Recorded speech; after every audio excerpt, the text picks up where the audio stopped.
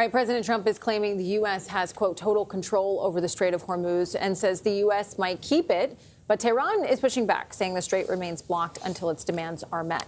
For more on this, we're joined now by retired Vice Navy Admiral Robert Murrett. He's also the Deputy Director of Syracuse University's Institute for Security, Police, and Law. So, Admiral, always good to have you on the program. I want to start with this question of control. So, as I just mentioned, the president, Iran, both claiming control over the Strait of Hormuz. This feels like it's gone on for quite some time. But in your expert opinion, what's the reality check here? Who really controls this vital waterway? Yeah, Kelly, I would say the truth is somewhere in between. The term that I would use is contested. Like the Straits of Hormuz remains contested and is at risk for, and I wouldn't say it's either open or closed. There's a trickle of ships getting through. I want to say over the last week or so, it's been about a dozen, roughly per day, nowhere near the roughly 130 ships that came in and out of the Straits of Hormuz before the war started in February. And the ability to contest it is another example of asymmetric warfare, and the ability of the Iranians to provide threats to merchant shipping, very vulnerable merchant shipping, which cannot be protected at scale. You can protect small numbers of ships getting out of there, but you can't do 130 a day.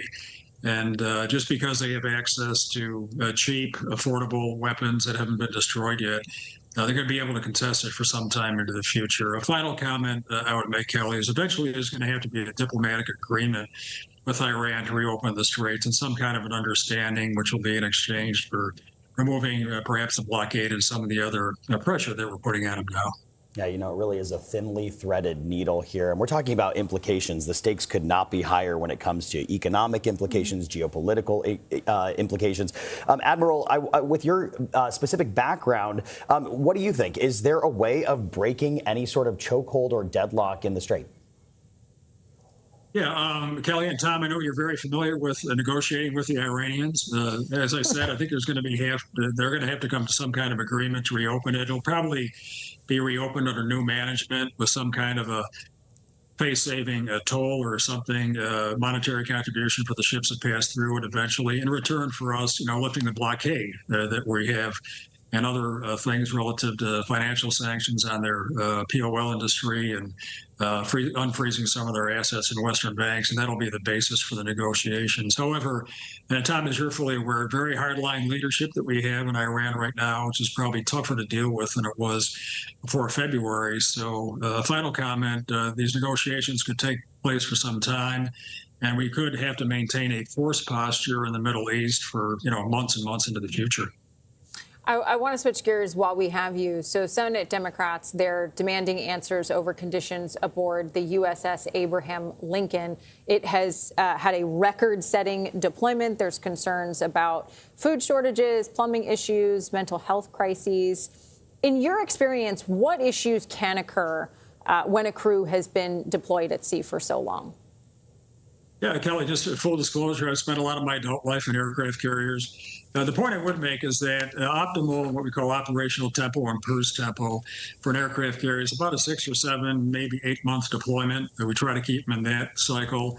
What's happening now aboard Abraham Lincoln is something which we try to avoid for a lot of reasons that have to do with effectiveness and maintenance purposes, and also recycling it for a follow-on deployment sometime after a stand-down period.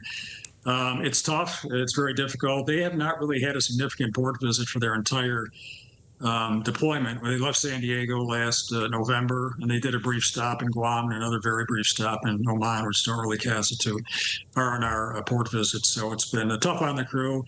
Kudos to the crew, most of all for them and a lot of the other ships in company with Abraham Lincoln that have been deployed for such a long time for the great job they're doing. But it's difficult, and long deployments, you'd like to avoid them as much as possible, and you'd like to have more of a cycle with our carrier force when they're only deployed for, say, 7 and no more than 8 months. Are the family's concerns that we've heard warranted, though? I mean, obviously, I know you don't know the specifics of the situation, but to your point, you want to avoid these types of situations, not just for the sort of conditions on board, but those larger family dynamics. Absolutely. I mean, there's, so many children have been born to crew members that they haven't seen yet and so forth. However, I would Kelly, say that you need to be conscious of all the military forces that we have deployed to combat zones around the world, especially in the Middle East, from all the military services. It's tough on all of them. Now, if you have them go over the horizon for the better part of a year, it's probably more difficult than if it's just for shorter deployment times and there's less stress. But we ought to be conscious of the sacrifices that are made by families. Because the military is a family matter, and some of us know that from personal experience. And we try to mitigate that as much as possible. But and one of the ways with that is for R&R visits and keeping deployments to a reasonable cycle, which, as I said, should be about 6 or 7 months. That point is well taken. It's not just these families, but all the families who have loved ones that are deployed, that are making sacrifices. Retired Vice Admiral Robert Murrett, we always appreciate you joining, and we appreciate you sharing your expertise.